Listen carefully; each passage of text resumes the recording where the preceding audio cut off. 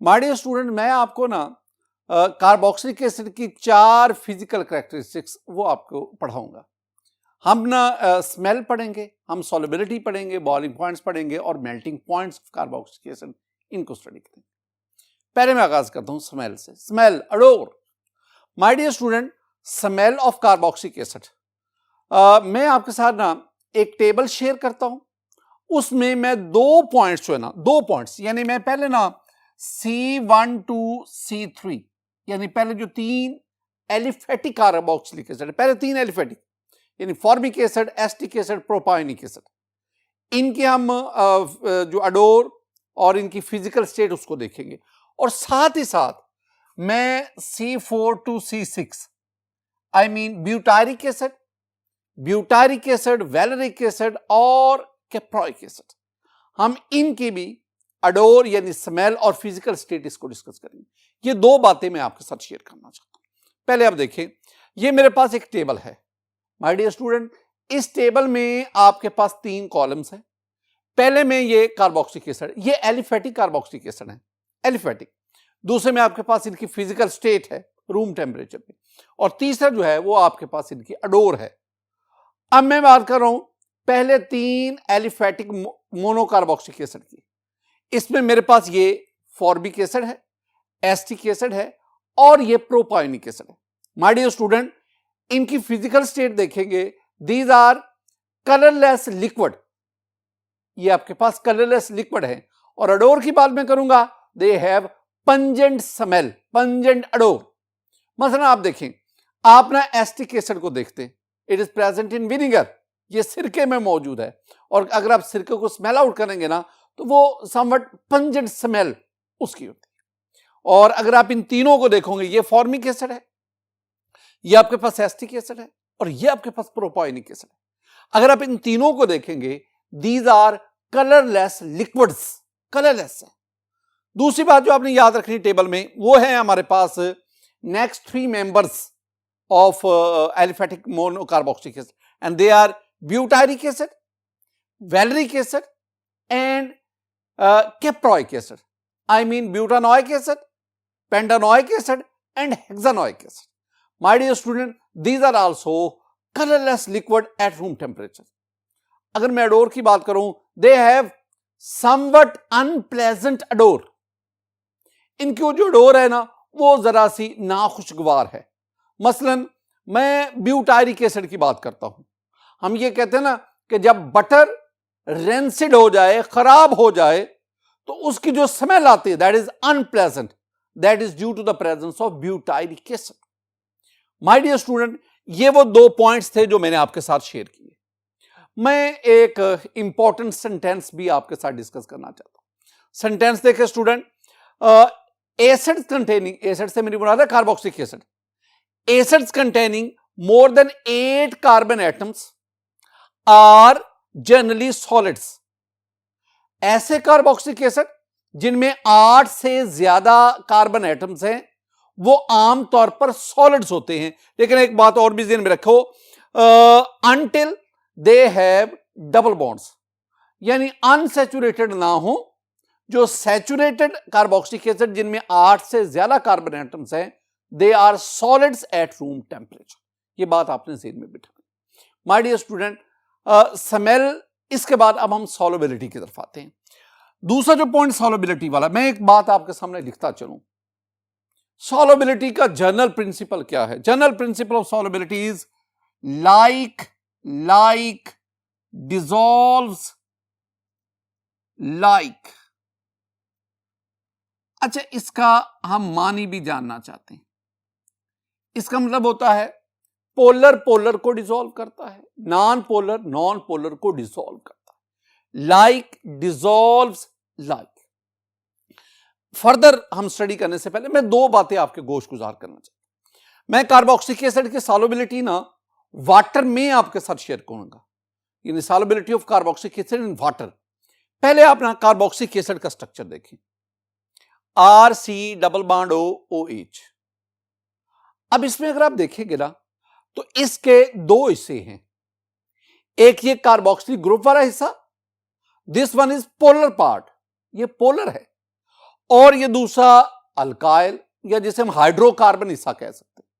और ये जो हाइड्रोकार्बन पार्ट है, this one is non polar, यानी overall carboxylic acid, this one is a combination of polar part that is carboxylic and non polar part that is hydrocarbon, जिसे हम alkyl कहते हैं। इसी तरह अगर आप वाटर की बात करें, you know water is a polar solvent, तो हम कार्बोक्सिलिक एसिड की वाटर में सॉल्युबिलिटी इसको डिस्कस करने जा रहे हैं। दो तीन इंपॉर्टेंट पॉइंट्स। पहली बात, my dear student, among aliphatic acids, aliphatic monocarboxylic acid, the first four members are very soluble in water। दो बातें हैं। पहले तो आप बात इतनी देर में बिठाए ना कि आपके पास ये स्टूडेंट एक टेबल है, दो कॉलम, एक तरफ कार्बोक्सिलिक एसिड और ये कार्बोक्सिलिक एसिड है एलिफेटिक मोनोकार्बोक्सिलिक एसिड, दूसरी तरफ मैं इनकी सॉल्युबिलिटी की बात करता हूं और सॉल्युबिलिटी में ले रहा हूं उनकी ग्राम पर 100 ग्राम ऑफ वाटर, इसमें ले रहा हूं। ये जो पहले first four members of aliphatic monocarboxylic acid, I mean formic acid, acetic acid, propionic acid, butyric acid या ब्यूटारिक, ये जो पहले चार हैं इनकी सॉल्युबिलिटी देखें तो मैंने इन्फिनिटी का सिंबल दिया हुआ है। क्या मतलब ये है कि they are miscible with water in all proportion, they are miscible with water in all proportion, इसलिए ये मैंने इन्फिनिटी, यानी जो पहले चार एलिफेटिक कार्बोक्सिलिक एसिड के मेंबर्स हैं वो पानी में हर लिहाज से, हर तनासुब से हल हो जाते हैं। अच्छा, अगली बात लिखी, क्यों?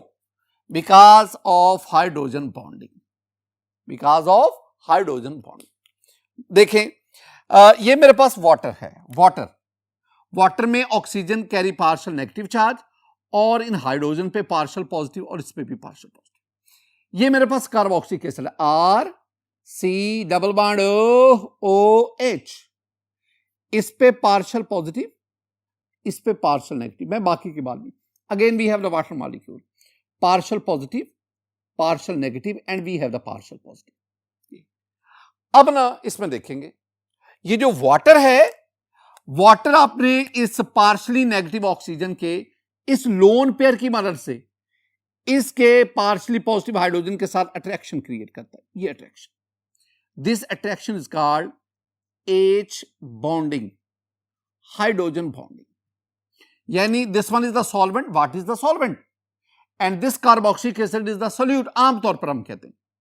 इसका मतलब हुआ कि वाटर और इस कार्बोक्सिलिक एसिड मॉलिक्यूल के दरमियान क्या डेवलप होगी? Hydrogen bonding. दूसरी तरफ ये वाटर मॉलिक्यूल, ये इसके साथ हाइड्रोजन बॉन्डिंग बनाता है, इसे मैं क्या कहूंगा? This one is H bonding. अब हम क्या करेंगे? हम इसमें क्या कहेंगे? हम कहेंगे कि ये वाला जो कार्बोक्सिलिक एसिड है it is soluble in water due to hydrogen bonding, और ये जो first four member of monocarboxylic acid family है they are completely very soluble in water, क्योंकि ये चारों जो मेंबर्स हैं वो वाटर के साथ स्ट्रॉन्ग हाइड्रोजन बॉन्डिंग बनाते हैं। स्ट्रॉन्ग हाइड्रोजन, मैं आप एस्टिक एसिड की बात करो स्टूडेंट, जब मैं एस्टिक एसिड की बात करता हूं ना तो acetic acid CH3 C double bond OH, ये एस्टिक एसिड। एस्टिक एसिड की सूरत में ये जो हमारे पास R है, R क्या आ जाएगा? मिथाइल। तो ये मैं यहां पे क्या लिख दूंगा? ये मेरे पास बन जाएगा CH3, और यूं एस्टिक एसिड वाटर में डिसॉल्व होता जाता है। ये बात सेम में रखती है कि कार्बोक्सिलिक एसिड कौन से? लोअर, और मैं पहले चार मेंबर्स की बात कर रहा हूं। They are very much soluble in water and their solubility in water that is due to hydrogen bonding की मरहूने मिन्नत है। इसमें ये वाला जो पार्ट है ना, जो बात बताने वाली है, ये कार्बोक्सिलिक एसिड पार्ट जो है ना वो हाइड्रोजन बॉन्डिंग क्रिएट कर रहा है विद वाटर। इसमें ये जो अल्काइल पार्ट है ना, जो हाइड्रोकार्बन पार्ट है, जो नॉन पोलर पार्ट है, वो ज्यादा डोमिनेंट नहीं है। यहां पे जो हाइड्रोजन बॉन्डिंग है वो डोमिनेंट है, दैट इज मोर डोमिनेंट, और ये non polar part it is less dominant.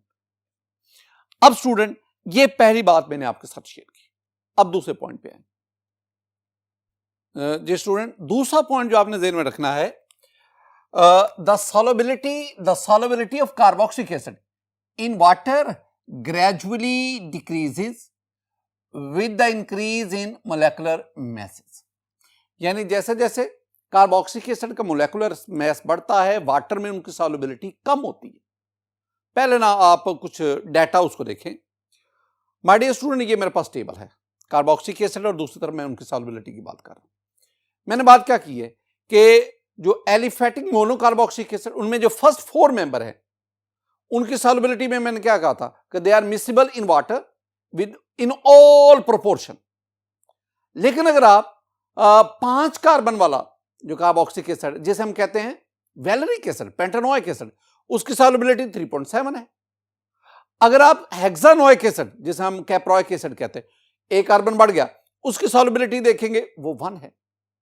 इसी तरह 7 कार्बन वाला, 8 वाला, 9, जैसे जैसे कार्बोक्सिलिक एसिड में कार्बन चेन की लेंथ बढ़ती जाती है, हाइड्रोकार्बन चेन की लेंथ बढ़ती है, वैसे वैसे आप उसकी सॉल्युबिलिटी वैल्यू देखें।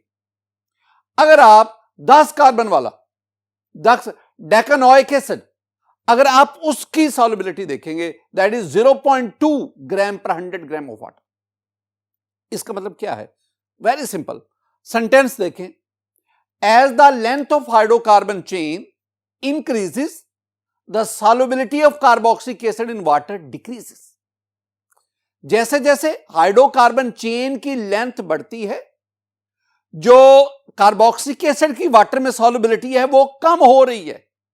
और मैं एक और भी बात बताता चलूं, the carboxylic acid with more than 10 carbon atoms, they are essentially insoluble in water. ऐसे कार्बोक्सिलिक एसिड जिसमें कार्बन एटम की तादाद 10 से ज्यादा है, वो पानी में हल नहीं होते।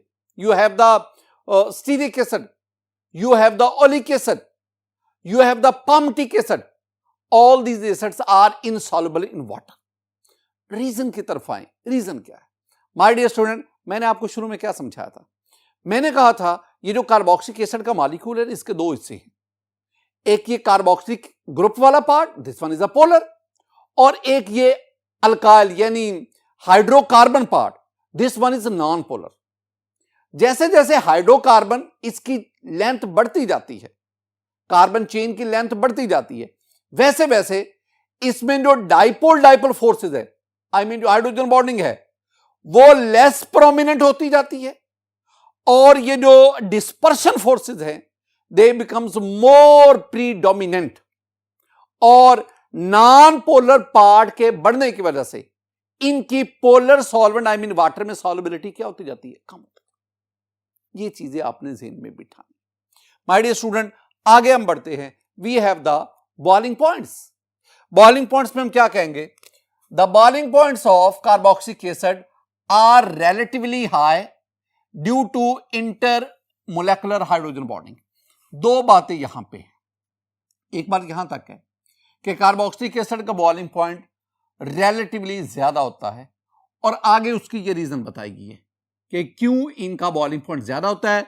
वो कहते हैं जी इनमें इंटरमोलेकुलर हाइड्रोजन बॉन्डिंग। मैं ये दोनों बातें आपके साथ शेयर करता हूं। पहली बात, मैं ना फॉर्मिक एसिड लेता हूं, the first member of aliphatic monocarboxylic acid, the first member. तो आपके पास ये आ गया formic acid. Student, formic acid है मेरे पास HCOOH, फॉर्मिक एसिड। और अगर आप इसका बॉइलिंग पॉइंट देखें, मैं बॉइलिंग पॉइंट की बात कर रहा हूं, और ये मैं बॉइलिंग पॉइंट 1 एटमॉस्फेयर पे ले रहा हूं, तो इसका बॉइलिंग पॉइंट जो है वो 100 डिग्री सेंटीग्रेड, वाटर जितना है। The boiling point formic acid water is 100 degree centigrade, दोनों का। इसके बाद मेरे पास है CH3C double bond OH, this one is acetic acid. और स्टूडेंट, एसिटिक एसिड का जो बॉइलिंग पॉइंट है वो 118 डिग्री सेंटीग्रेड, यानी इससे इसका बॉइलिंग पॉइंट ज्यादा है। मेरे पास प्रोपाइनिक एसिड है, CH3CH2COOH, this is propionic acid, and its boiling point is 141 degree centigrade. अब ये ना बॉइलिंग पॉइंट इनका बहुत ज्यादा है। अब इनका बॉइलिंग पॉइंट क्यों ज्यादा है? वो कहते हैं it is due to intermolecular hydrogen bonding. Hydrogen bonding दो तरह की होती है, एक इंट्रामोलेकुलर और इंटरमोलेकुलर। इंटरमोलेकुलर हाइड्रोजन यानी जब आप एसिटिक एसिड लेते हैं तो एसिटिक एसिड के दो मॉलिक्यूल के दरमियान हाइड्रोजन बॉन्डिंग बन जाती है। कैसे? जरा देखें माय डियर स्टूडेंट, मेरे पास ना ये एक कार्बोक्सिलिक एसिड है। कार्बोक्सिलिक एसिड को हम लिखते हैं, ये देख लो, कार्बोक्सिलिक एसिड को हम लिखते हैं RC डबल बॉन्ड OOH। मैं इसको ना जरा यूं लिख देता हूं, RC डबल बॉन्ड O, और इधर में O ले लेता हूं और इधर में H लिख देता हूं।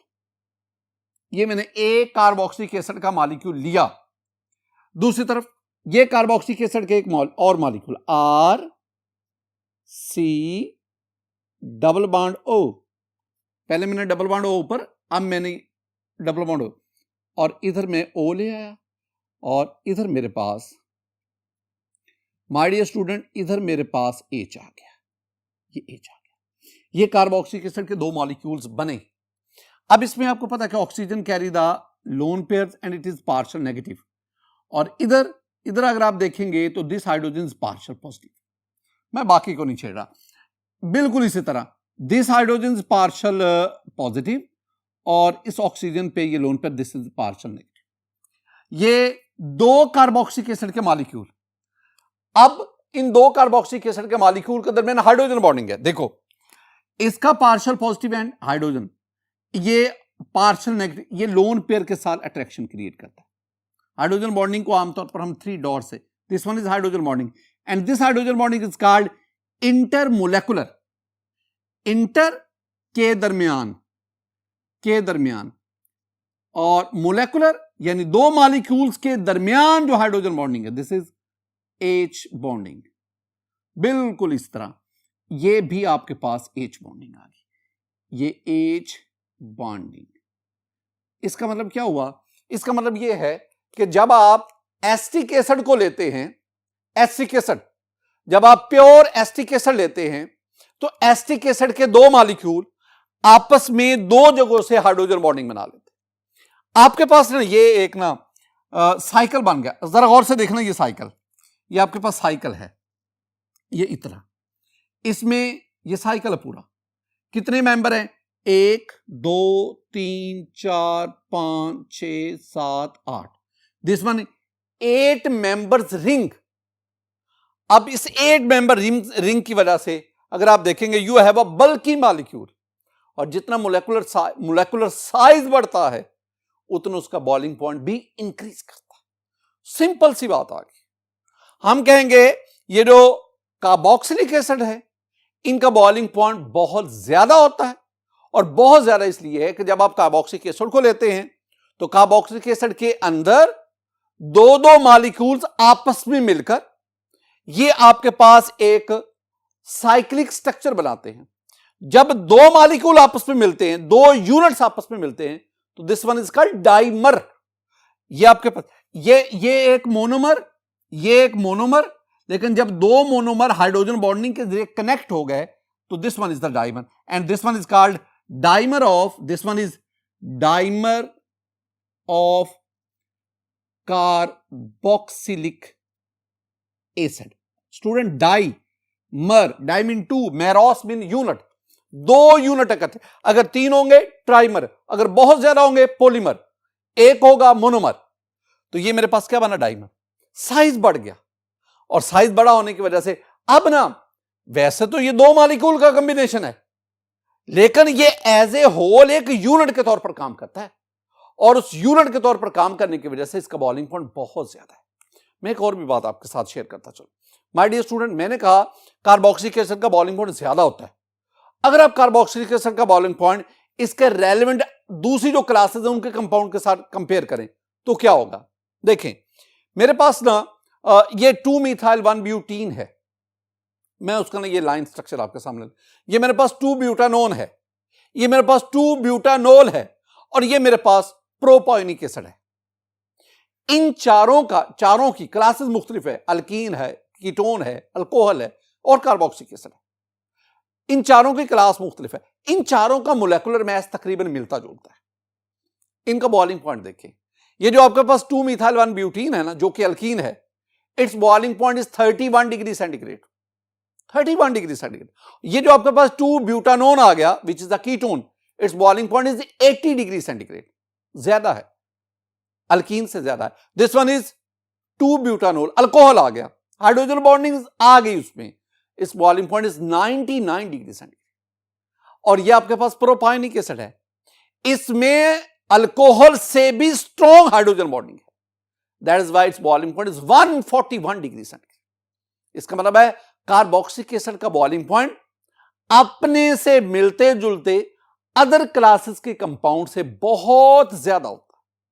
और इसकी रीजन 2 अल्फाज हैं, एक इंटरमोलेकुलर हाइड्रोजन बॉन्डिंग और दूसरा उसकी वजह से डाइमराइजेशन, डाइमर का बन जाना। स्टूडेंट हम आगे बढ़ते हैं। स्टूडेंट जो दूसरा पॉइंट मैं आपके साथ डिस्कस करने जा रहा हूं उसमें the molecular mass determination, molecular mass determination in non polar solvent like benzene, benzene is a non polar, यानी आपने कार्बोक्सिलिक एसिड को नॉन पोलर सॉल्वेंट में डिसॉल्व करके डालकर उसकी मोलेकुलर मास डिटर्मिनेशन की, shows that carboxylic acids exist as cyclic dimer. ये बात मैंने पहले भी आपसे की, पहले तो मैंने प्योर कार्बोक्सिलिक एसिड की बात की ना, अब जरा क्या बात, मैं ये कह रहा हूं कि आपके पास सपोज ये बेंजीन है, benzene is non polar, benzene solvent है, नॉन पोलर, ये ज़हन में रखना। इसमें मैंने ये एसिटिक एसिड को डाला, acetic acid is a carboxylic acid. अब जो ही एसिटिक एसिड इसमें जाएगा, एसिटिक एसिड के 2 मॉलिक्यूल्स इंटरमोलेकुलर हाइड्रोजन बॉन्डिंग और डाइमराइज हो जाएंगे, डाइमर फॉर्म में आ जाएंगे, और फिर हम इसका नाम मोलेकुलर में। अब ना जब मोलेकुलर मास डिटर्मिनेशन आपने करनी, ये ज़हन में रखना, जब मोलेकुलर मास डिटर्मिनेशन आपने करनी होती है ना, तो उसमें आपने कार्बोक्सिलिक एसिड को नॉन पोलर सॉल्वेंट में डालना होता है।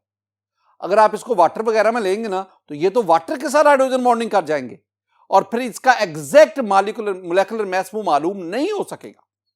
लिहाजा अगर आप कार्बोक्सिलिक एसिड का मोलेकुलर मास जानना चाहते हैं तो आप नॉन पोलर सॉल्वेंट उसको चूज करते हैं, उसमें इसको ऐड करके फिर इसके ऊपर ना एक्सरेज, डायफ्रैक्शन मेथड या अदर टेक्निक, उसके जरिए आप इसका मोलेकुलर मास मालूम करते हैं।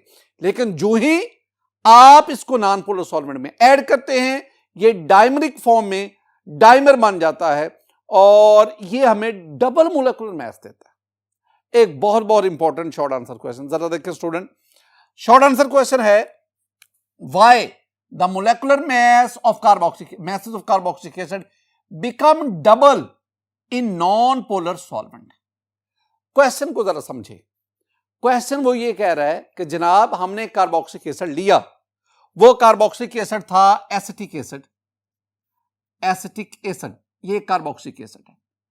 अब मैंने इसका मोलेकुलर मास जो है ना वो मालूम करना है। मैं कार्बोक्सिलिक एसिड का M capital molecular mass of acetic acid ये मैं जानना चाहता हूं।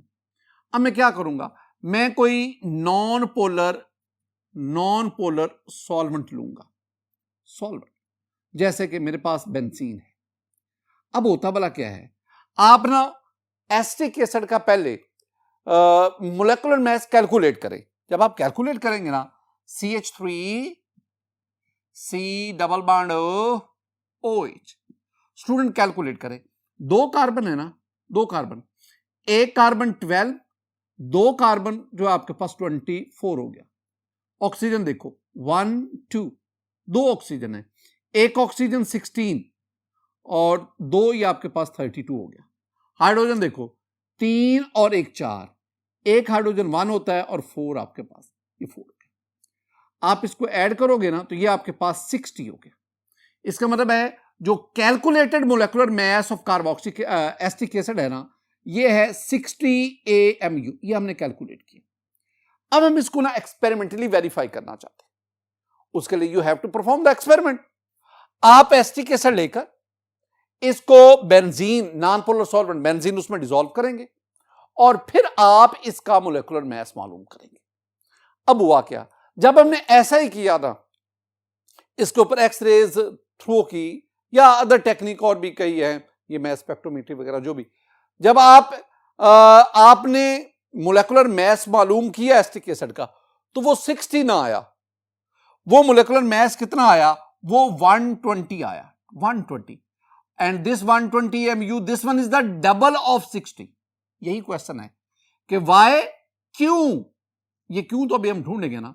Molecular message of carboxylic acid become double in non polar, यानी जब नॉन पोलर सॉल्वेंट में किसी कार्बोक्सिलिक एसिड का मोलेकुलर मैस मालूम करते हैं तो वो डबल आता है, डबल आता है। किससे डबल आता है? जो आपने थ्योरेटिकली कैलकुलेट किया है उससे, जो आपने एक्सपेरिमेंटली मालूम किया वो डबल आता है। वजह ही तो मैं बता चुका हूं स्टूडेंट। होता क्या है कि जब आप, यही वाली बात, the molecular mass determination non polar solvent like benzene shows that carboxylic acid exist as cyclic dimer. Cyclic answer में आप क्या कहेंगे कि carboxylic acid exist as cyclic dimer. Cyclic dimer क्यों? Due to inter molecular hydrogen bonding, H bonding. मैंने अभी student आपको, इसके नीचे आपने स्ट्रक्चर बनाना, मैंने अभी आपको बना के दिया ये वाला। अगर आप एसिटिक एसिड की बात करेंगे ना, तो ये R की जगह पे आप CH3 लिख दो, ये CH3, R की जगह पे आप CH3 लिख दो। ये ऐसे क्वेश्चन आते हैं ना स्टूडेंट, ये वाला, तो पहले आप ना इसकी लॉजिक दिया करो। पहले आप लॉजिक दो कि आप ना किस बेस पे इसको आंसर दे रहे हैं, तो ये आपके पास आ गया।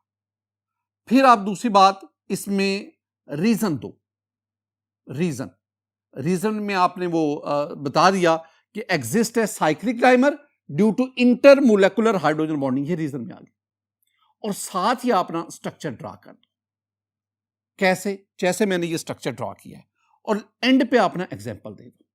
एग्जाम्पल में आप एसिटिक एसिड की एग्जाम्पल दे सकते हैं कि एसिटिक एसिड का जो थ्योरेटिकली या जो कैलकुलेटेड मोलेकुलर मैस है वो 60 है, लेकिन जब आप एसिटिक एसिड को बेंजीन में लेकर, नॉन पोलर सॉल्वेंट में लेकर आप उसका एक्सपेरिमेंटली मोलेकुलर मैस डिटरमिन करेंगे तो वो 120 आ जाता है। तो ये नहीं इसका मतलब कि एसिटिक एसिड का मोलेकुलर मैस 120 होता है, ये नहीं मतलब है। वो 120 तो उसके डाइमर का है ना, दो एसिटिक एसिड मॉलिक्यूल का है ना 120। अगर आप एक का निकालेंगे, जो मोलेकुलर मैस लेंगे, वो एग्जैक्टली कितना आएगा, 60 है। माय डियर स्टूडेंट, अब हम ना बॉइलिंग पॉइंट से आगे बढ़ते हैं मेल्टिंग पॉइंट की तरफ। Melting point of carboxylic acid, important points जरा देखो। The melting point of carboxylic acids increase irregularly. ये हमारी डिस्कशन इसी नुक्ते पे ही रहेगी। Irregularly with increase in molecular messes.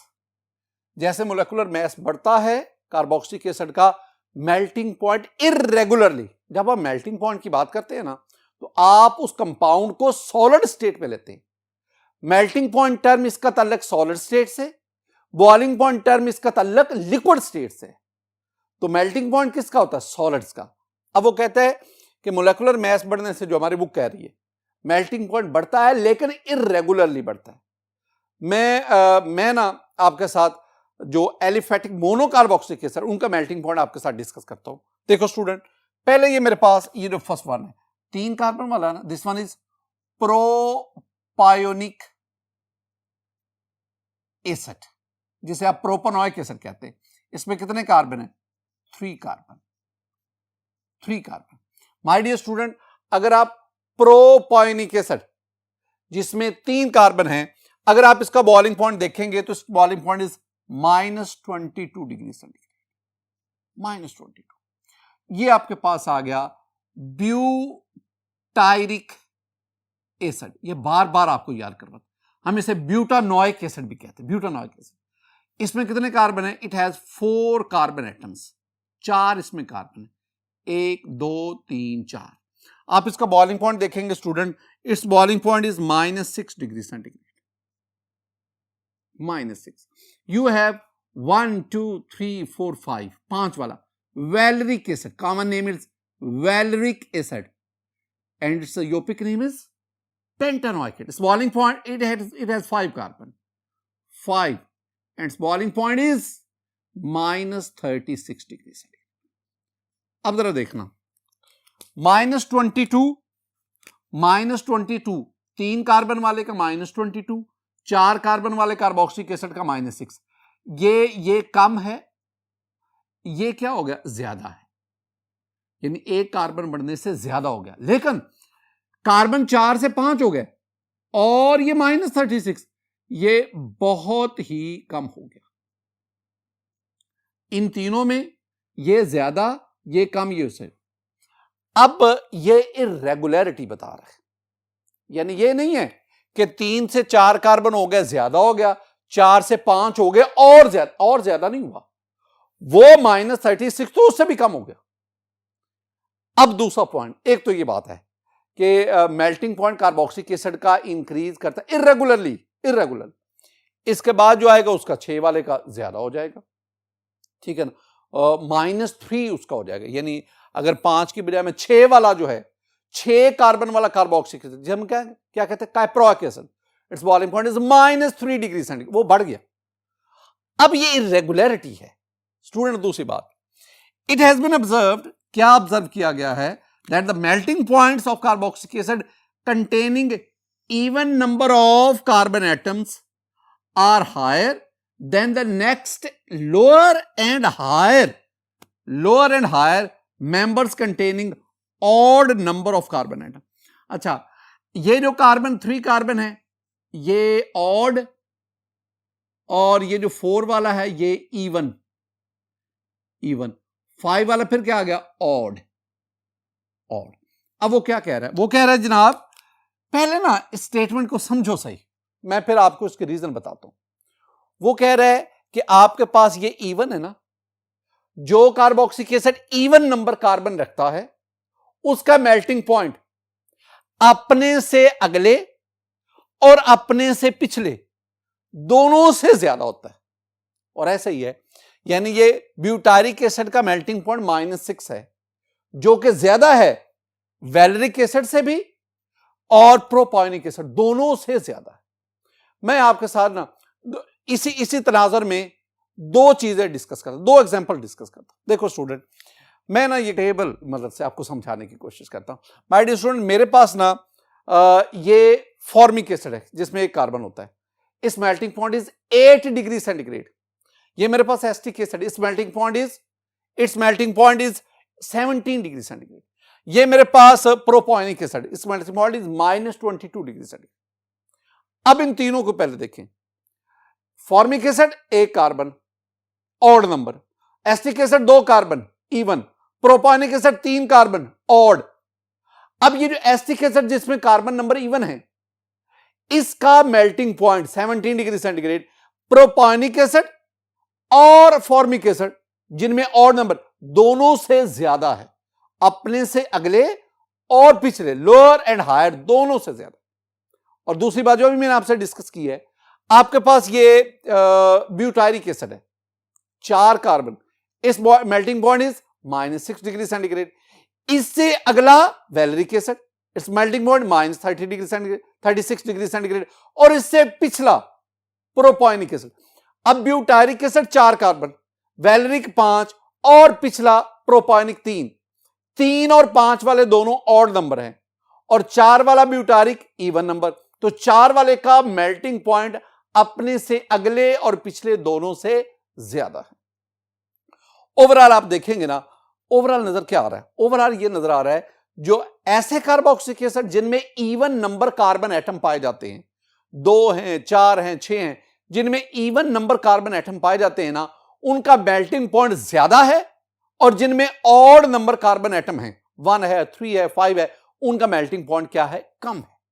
ये मैंने जो सारी बातें की है ना, ये सिर्फ और सिर्फ इनको महदूद रखना है पहले 6 एलिफेटिक मोनोकार्बोक्सिलिक एसिड तक. अच्छा, रीजन क्या है? रीजन बहुत सिंपल है. मैंने अभी आपसे डिस्कस क्या किया, मैंने कहा आपसे स्टूडेंट, जब आप मेल्टिंग पॉइंट की बात करते हैं ना, तो मेल्टिंग पॉइंट में आप सॉलिड स्टेट उसको डिस्कस करते हैं. और सॉलिड स्टेट की जब बात होगी, मेल्टिंग पॉइंट की जब बात होगी ना, तो उसमें इंटरमोलेकुलर डिस्टेंस और इंटरमोलेकुलर स्ट्रेंथ उसके, तो जिन सॉलिड में इंटरमोलेकुलर स्ट्रेंथ, इंटरमोलेकुलर फोर्सेस स्ट्रांग होती हैं, उनका मेल्टिंग पॉइंट डेफिनेटली ज्यादा होता है। मैं आपके सामने दो ना स्ट्रक्चरली दो कार्बोक्सिलिक एसिड जो इवन और ऑड वाले हैं, उनकी जो सॉलिड स्टेट है उसको डिस्कस करता हूं। देखें, ये मेरे पास पहले एक ऐसा कार्बोक्सिलिक एसिड है जिसमें इवन नंबर कार्बन एटम है, इवन नंबर। अगर आप इनमें मॉलिक्यूल की पैकिंग देखोगे ना, तो इवन नंबर कार्बन वाले कार्बोक्सिलिक एसिड में मॉलिक्यूल की पैकिंग कॉम्पैक्ट होती है, इंटरमोलेकुलर डिस्टेंस कम होता है, अट्रैक्शन बिटवीन मॉलिक्यूल स्ट्रांग होती है, और यही वजह है कि इनका मेल्टिंग। इसके बरक्स ऐसे कार्बोक्सिलिक एसिड जिसमें ऑड नंबर कार्बन एटम होते हैं, उनकी पैकिंग देखेंगे लूज पैकिंग होती है। लूज पैकिंग, मॉलिक्यूल इंटरमोलेकुलर डिस्टेंस ज्यादा होता है, जिसकी वजह से उनमें अट्रैक्टिव फोर्सेस वीक होती है, और यूं उनका मेल्टिंग पॉइंट क्या होता है, कम होता है। ये बातें स्टूडेंट आपने कंसेप्चुअली भी समझनी। माय डियर स्टूडेंट, आज के इस लेक्चर मैंने आपको physical characteristics of carboxylic acid और 4 फिजिकल कैरेक्टरिस्टिक्स उसको हमने स्टडी किया। मेरी दुआ है कि अल्लाह ताला आप पर अपना फजल फरमाए, अल्लाह ताला आप पर अपना करम फरमाए। अस्सलामु अलैकुम व रहमतुल्लाह।